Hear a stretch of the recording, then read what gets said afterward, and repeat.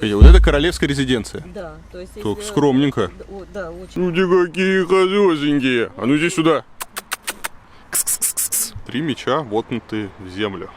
Главный местный памятник. А, ну то есть за миллион здесь можно купить дом.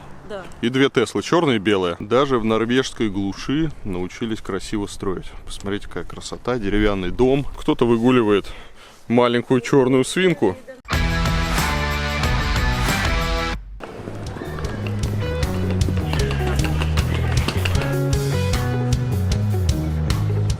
Папа, а на каком из этих летим самолет? Вот на этом.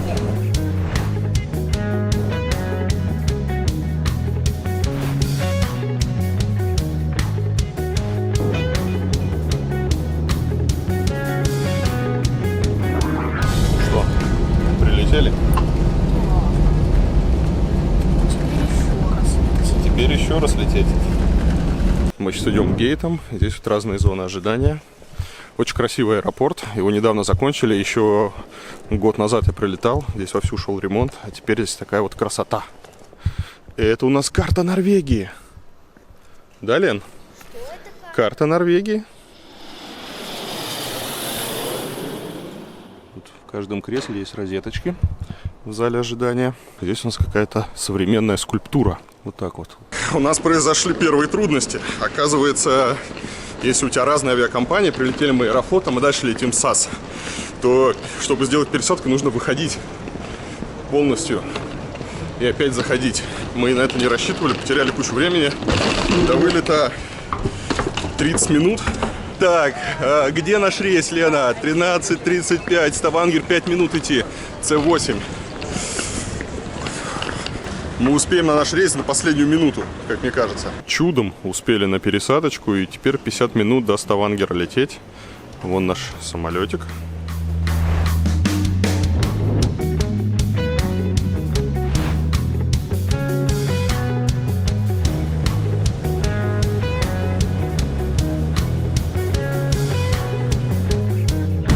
Прилетели в Ставангер, но с погодой что-то не очень. Идет дождь, все серое. Ну ничего, будем сидеть в гостинице целый день. Нет, А что будем делать? выживать. Что? Выживать. Будем выживать.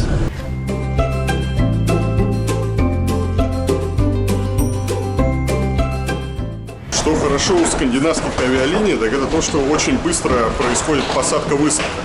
То есть посадка на рейс началась буквально за 20 минут, за 10 минут всех посадили и вовремя взлетели. И то же самое вот сейчас самолет только приземлился, к трапы буквально за минуту все открыли, и мы уже все выходим. Берем машину сейчас и едем в отель. Чемодан. Что? Возьми чемодан. Зачем мне брать чемодан? У меня же есть маленький помощник. Нам быстро дадут машину. Не знаю, сейчас посмотрим. Ищем нашу черненькую Mazda 3. Вот она. Вот она, наша Маздочка. Mazda 3, черная. Ну, поехали. Не понял. О. Ну, едем или нет? Командир. Как в этих Маздах здесь все работает?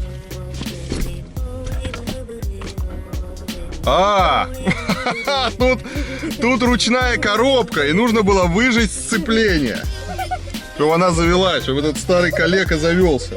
Хорошо, что я еще помню, как на ручной коробке водить машину, ну то я отвык.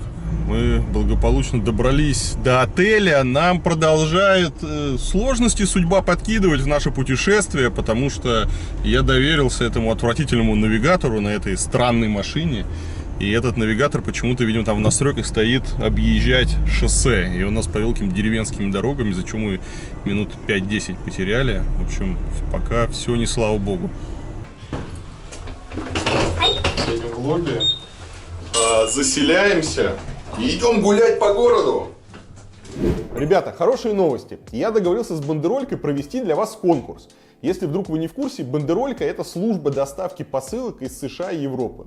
Например, если вам нужно купить что-то в зарубежных магазинах, которые не оформляют доставку в России, вы можете оформить заказ через бандерольку, и она доставит посылку прямо к вам домой. Мы решили разыграть среди моих подписчиков приставку Sony PlayStation 4. Правила очень простые. Ну, во-первых, подпишитесь на мой канал, если по какому-то недоразумению вы еще этого не сделали. Дальше нам нужно зарегистрироваться на сайте бандерольки. Это займет буквально 20 секунд. Теперь нужно скопировать свой ID. Вы увидите его в своем аккаунте. Оставьте свой ID в комментариях к этому видео. Проверьте только, чтобы перед номером ID стояла решетка, по ней мы будем отбирать комментарии участников. И не забудьте написать в комментарии адрес своей почты или ссылку на любую соцсеть, чтобы с вами можно было связаться в случае победы. Ровно через неделю мы выберем победителя с помощью генератора случайных чисел. Ребята из бандерольки свяжутся с ним, возьмут его адрес и отправят ему приз по почте. А я свой приз уже получил. Бандеролька доставила мне штатив для камеры, который буду использовать для съемки видео в студии. А это еще не все. Коробка в коробке. Даже самые заботливые бабушки, которые отправляют своих внуков на прогулку зимним морозным днем, не запаковывают их так тщательно, как бандеролька пакует свои посылки. Тут security лента вскрытия и какие-то специальные, в общем, какая-то штука с пузырьками, его двойная коробка и, собственно, штатив. Можно смело заказывать за границей ноутбуки, мониторы, другую технику и не переживать, что в дороге что-то сломается или разобьется. Получится дешевле, чем если покупать в России, особенно если мониторить распродажи. В общем, участвуйте в конкурсе и при случае оформляйте покупки через бандерольку, тем более, что с промокодом Варламов для всех моих подписчиков действует скидка 7%. Ссылка на бандерольку в описании к этому ролику. Вот Ставангер, 4-й город Норвегии, 132 тысячи жителей на сегодняшний день. Начало 19 века примерно даже 3000 жителей не было. В основном дома строятся из дерева. В Норвегии, в Ставангере это вообще фетиш, просто все строить из дерева. Да. Ну здесь вот каменные дома. Да, вот этот район, он, собственно, уже складывался как в начале 20 века, довольно такой зажиточный. Вот это королевская резиденция. Да, то есть только скромненько. Да, очень. И вот любой, вот мы можем сейчас к королю зайти в гости. Да, вообще королевская семья очень скромно живет, они живут практически королевские. Самое главное, что у королевской резиденции есть велопарковка. Вот. Да, это очень важно. Такие дома прямо. Да, вот, значит, вот эти дома, они все в основном в стиле югенд. Тут немецкий вариант искусства модерн, да. И, как правило, с правой стороны, классический такой пример. Они квадратные, как правило, в плане. Асимметричные окна, то есть маленькие рамы в верхней части и более крупные в нижней. Двускатные крыши часто. Декоративные очень двери, часто вот витражи даже либо в дверях, либо в окнах видны. Все это регулируется сейчас. Если вы хотите там какую-то пристройку добавить или что-то, то могут возникнуть трудности. Далеко не всем разрешают, поскольку большинство из них охраняется государством. Так, осторожно, здесь насрано, Лен. Ну вот, видишь? Настоящие же овечки. Заминировано. Это знаменитые черные овцы. Люди какие хозяйственькие. А ну иди сюда. Это и сам бам. А здесь вот строят древний дом викингов. А вот это жилые дома. Это все жилые дома. И вот этот контраст, он совершенно просто получилось так, что когда археологи уже провели здесь раскопки, и все было обнаружено здесь, к тому времени вот те дома уже здесь были построены. Где-то 10 тысяч лет тому назад вообще весь этот район был покрыт ледником. И потом, когда ледник ушел, здесь проходила граница ледника, и сюда, вот это был первый район того, что потом стало Норвегией, который очистился ото льда. Когда в 20 веке уже обнаружили вот этот археологический такой объект, это был уникальный проект в том плане, что дома восстанавливали ровно на том месте, где когда-то стояли они. Сейчас здесь они перестраивают немного, потому что предполагают, что немножко с расчетами они, видимо, ошиблись. Да, новый дом строят Да. Повыше Уже, потолки. Да, и уже Элиточка. правильно, да. Фермер есть, который он арендует здесь. Да. А то есть фермер прямо вот под окнами каких-то вот этих многоэтажечек Да, пасет да, своих вот этих. овечек. Молодец. Да. В течение года есть период, когда шерсть просто, валится с ней, Мгм. да, то есть ее не надо стричь, и это очень хорошо, потому что, вот, мы, да, вот если одеваем шерстяную одежду, то она колется, как правило. Колется она, потому что ее Да, состригут, а это не колется. нет. И нижнее белье делалось из шерсти, и верхняя одежда, все максимально. Даже Так, знаменит- сейчас шерстяные трусы можно купить здесь? Не уверен, не знаю. Так, все, вы вот... Но, Зачем вы тут эти вот бовцы, если Да. шерстяных трусов Да, нет?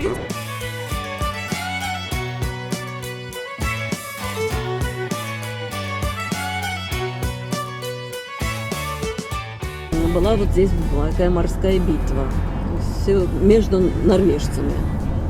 Норвежские короли, 3 короля. Вот сейчас мы тут сюда заедем на парковку, и к этому памятнику 3 меча мы подойдем. 3 меча, потому что 3 короля участвовали в битве. Воткнуты они вот так в землю, потому что после того, как Гарольд победил в этой битве, он наконец закончил объединение Норвегии. И по традициям викингов, когда они заключали мир, они втыкали мечи в землю. Если меч железно, в земле он будет ржаветь. Пусть меч нам больше не понадобится. Можно говорить о том, что Норвегия не только обрела мир, но и вообще родилась как государство в результате победы в битве при Хаберсфьорде этого Гарольда. Парковочка около одного из главных местных памятников, эти 3 воткнутые в землю меча. И здесь, конечно же, насос и инструменты для ремонта велосипеда. Даже точная дата битвы не установлена. Принято за год этой битвы 872. Нас, конечно, интересует немножко урбанистики, поэтому давайте полюбуемся на прекрасные домики, которые сейчас норвежцы здесь строят, на велоинфраструктуру, на то, как они проектируют дороги. Красота!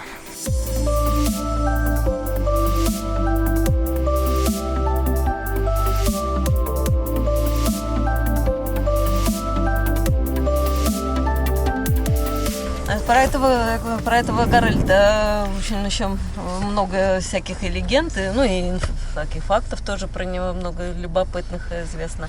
Например, то, что в те времена, когда человек до 40 лет доживал, то это был уже достаточно пожилой человек, поживший. Он побил все возможные рекорды, дожил до 80 лет. Во времена викингов они, в принципе, были многоженцами. Многие из них это вполне допускалось, разрешалось. И у него было огромное количество жен, соответственно, очень много детей. И в 70 лет у него даже последний еще сын родился, Håkon Добрый, который потом тоже стал королем Норвегии, который воспитывался в детстве у короля Англии Эдельстайна. В принципе, этот Гарольд был такой достаточно мудрый в политическом смысле человек. Очень разумно он организовал управление своими этими вновь подчиненными такими областями. Когда он стал объединять Норвегию, то дал клятву, что не будет себе стричь волосы, пока Норвегия не объединится. Вообще в те времена верили, что длинные волосы обладали волшебной силой. Очень важно было сохранять длинными, прежде чем не искушать судьбу, не играть своей удачей. И вот он сохранял свои волосы длинные. И после, опять же, битвы при Хаберсфьорде даже саги сохранили имя воина, который достоился чести отрезать ему волосы, которые, как саги льстиво утверждают, выросли длинные и красивые. Монахи в Англии, они писали летописи и описывали вот эти нападения. И вот в одном там месте они написали, что вот эти люди севера, норманы, они очень непопулярны были среди англичан, не только потому, что они там грабили, убивали, а еще потому, что очень популярны оказались среди англичанок. И причиной для этого, как сами вот эти монахи указали, их варварский, можно сказать, обычай мыться. Потому что Европа того времени не мылась. Они думали, что вся зараза, все болезни, вообще все напасти идут через кожу.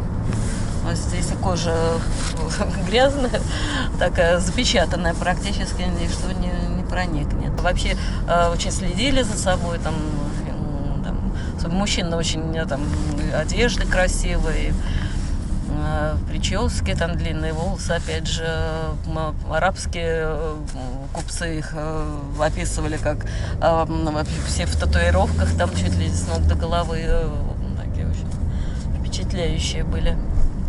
Заборы вон себе сделали из кустов. А сколько здесь дом стоить будет? В принципе, здесь 7-8 миллионов крон. А это в долларах? В евро 700 тысяч, 800. Ну то есть за миллион здесь можно купить дом. Да. И 2 Теслы, черная и белая. Народный автомобиль. Теслы любят здесь, да? Да. Ну, два момента. Это то, что борьба за экологию, соответственно, массовая агитация там, за переход на электромобили.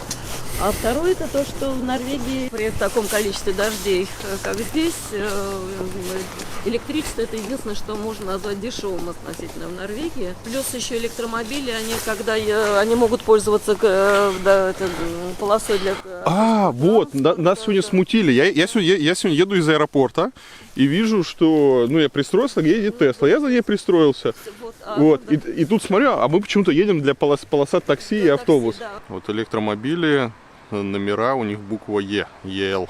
И они могут ездить по автобусным полосам. Тоже Ниссанчик ЕЛ. Volkswagen электрический. Вот у каждого по машине и по лодочке. Домики. У многих, да.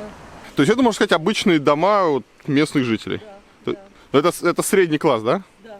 А я так по карте посмотрел, здесь практически все вот такие, домики, то есть многоквартирных домов почти нет. Да. Вот я говорю. Вы тоже живете в таком доме? Да. Она полностью деревянная. Изнутри примерно стена выглядит так же, как она выглядит снаружи. То есть внутренняя стена, наружная стена, ними изоляционное такое пространство.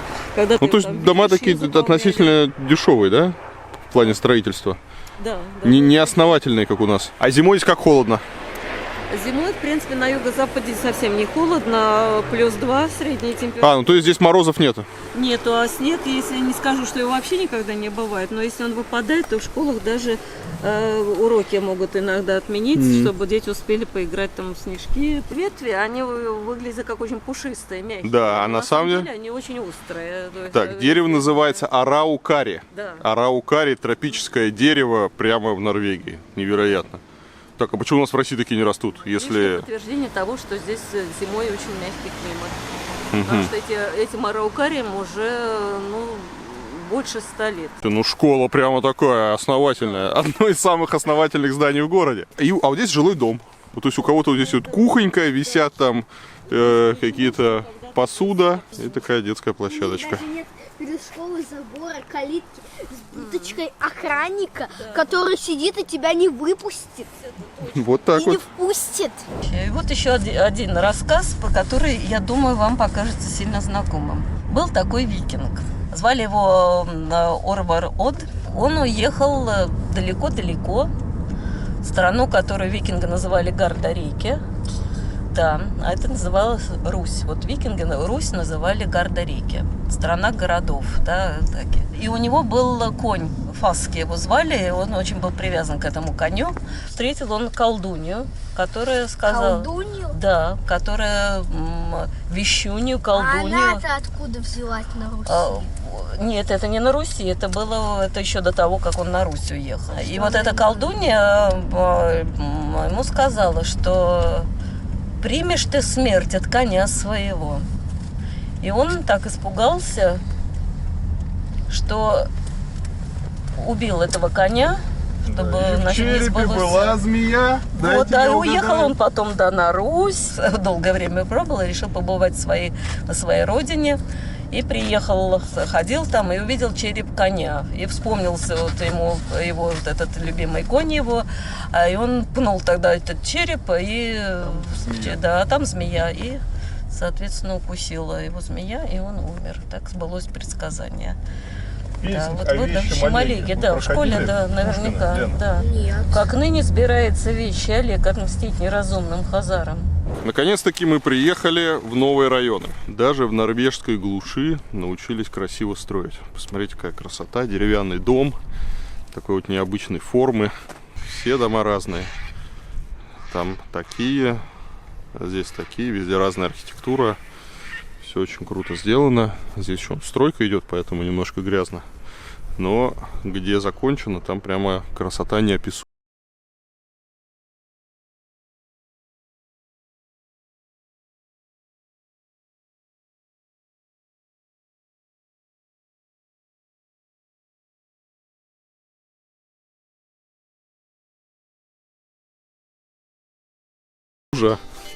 Такой, смотрите, потрясающий фасад деревянный. Дерево почернело, но не обработано и смотрится очень круто. Вот почерневшее дерево с потеками. Здесь стена для скалолазания. А здесь вход на первый этаж, и это комната для парковки велосипедов. Ну, Лена, что ты позоришь меня? Вот мы сейчас поднялись на 3-й уровень, и здесь двор. Смотрите, есть стол, различные зоны игровые, но они сконцентрированы не вместе, они так вот разбросаны здесь. И стоят такие дома, объемы деревянные. Очень круто, архитектура классная. Кто-то выгуливает маленькую черную свинью.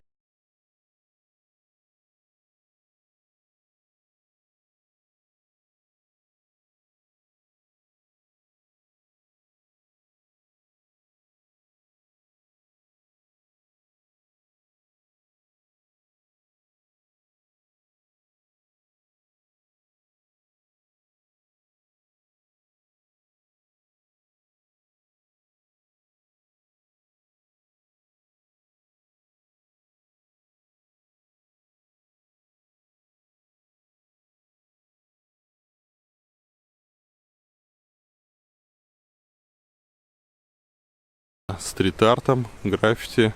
Да. Так, а вот это что?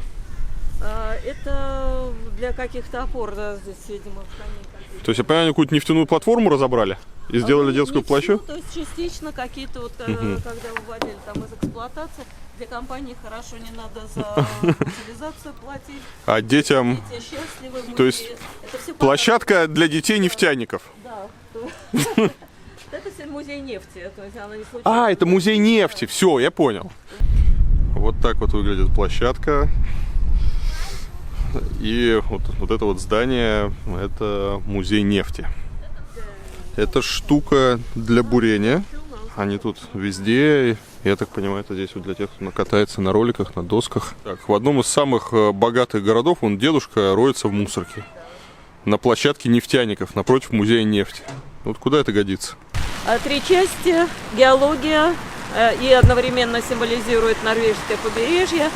Потом центральная часть, напоминаю, что нефть и газ в Норвегии только в море.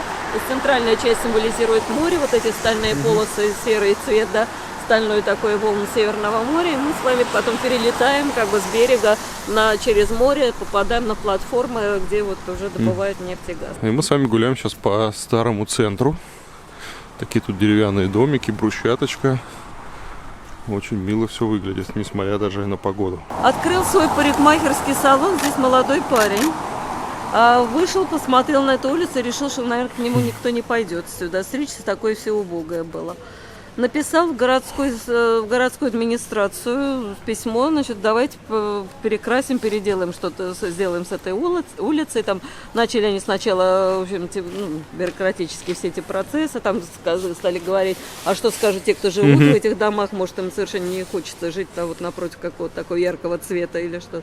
Дело, мы же не будем перестраивать эти дома, только перекрасим. Не понравится, всегда можно обратно перекрасить. И в результате дали разрешение, и студенты-архитекторы получили возможность вот проявить свои таланты здесь.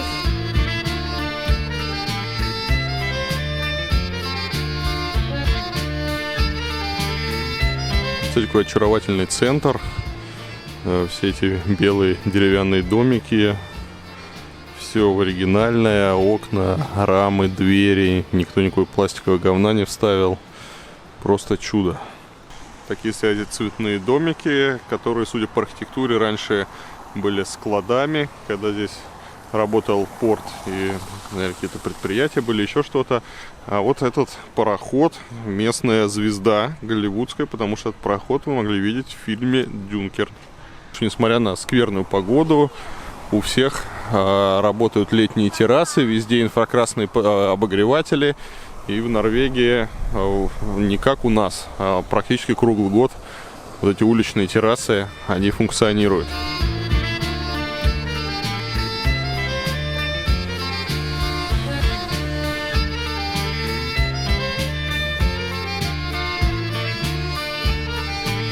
Уголок стрит-арта.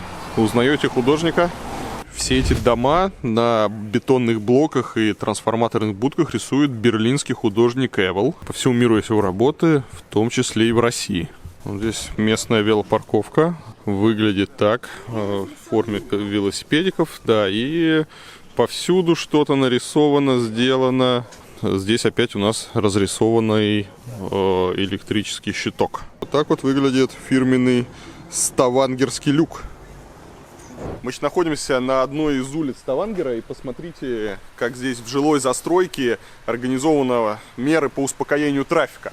То есть тут в шахматном порядке они поставили клумбы, их раньше не было, это уже новое. Парковка тоже идет в шахматном порядке, из-за этого улица, она получается неровная, а такой змейкой, и разгоняться на ней физически очень сложно, поэтому водители едут аккуратно. Вот как это выглядит. Тут поставили вот клумбы, посадили деревья. И на такой улице уже не разгонишься. Красная зона — это велосипедная. Здесь проходит вот одна из велодорог. И если мы с вами сейчас посмотрим на улицы в жилой застройке, есть ограничение, во-первых, 30 км в час. И они все, вот видите, все искусственно сужаются перед перекрестком. Парковка в шахматном порядке. Все для того, чтобы у водителей не было возможности разогнаться. Пешеходные переходы приподняты. Сделан такой рельефный. Объясните, что несмотря на климат, а погода здесь просто ужасная. Народ ездит на велосипедах, и все хорошо. Я так понимаю, это детский сад. Тоже белое двухэтажное деревянное здание. Здесь у них вот детская площадка. Еще детские площадки. Даже небольшой заборчик. Около школ заборов нету, но вот где детская площадка для малышей, они такую вот сетку ставят. Люди приезжают сюда смотреть на викингов, на какие-то древние поселения, на памятники. А я приезжаю смотреть, как они проектируют улицы, дома, на новую архитектуру, на городскую среду. Потому что есть чему поучиться. Даже в норвежской глуши, посмотрите, встречаются такие решения, о которых нам даже в столице еще рано мечтать. Но я надеюсь, когда-нибудь и у нас так будет. Тем более ничего сложного здесь нету, и улицы будут